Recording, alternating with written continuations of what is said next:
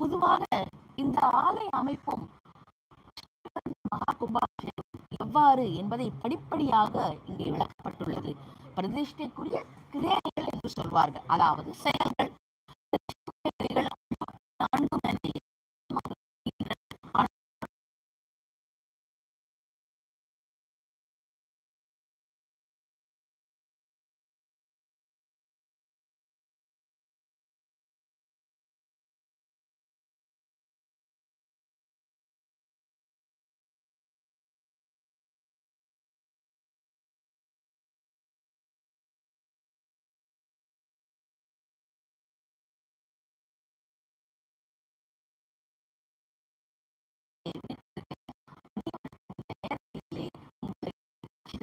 மிக்க மகிழ்ச்சி அளிக்கிறது.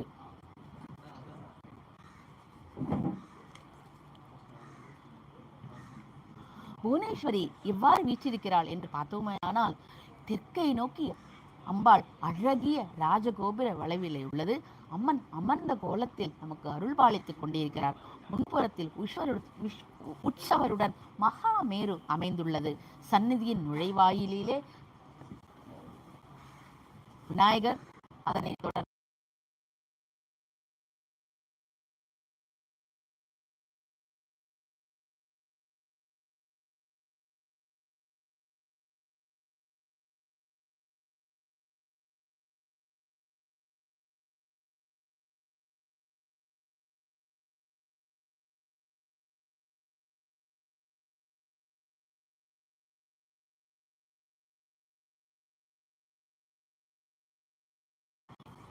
நாம் இந்த புவனேஸ்வரி நாம் போற்றி பாடுவோம்.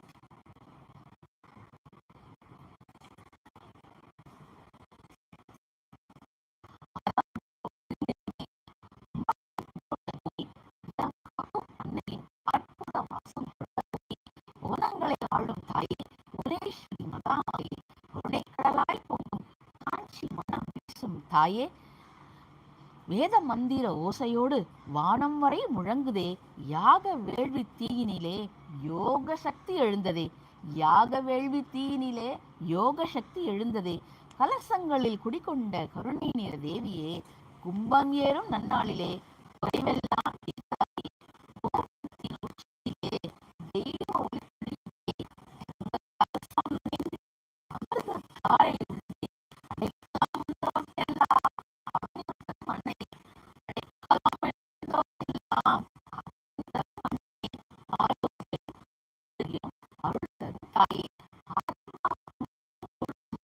அம்மன் நாம ஒலித்து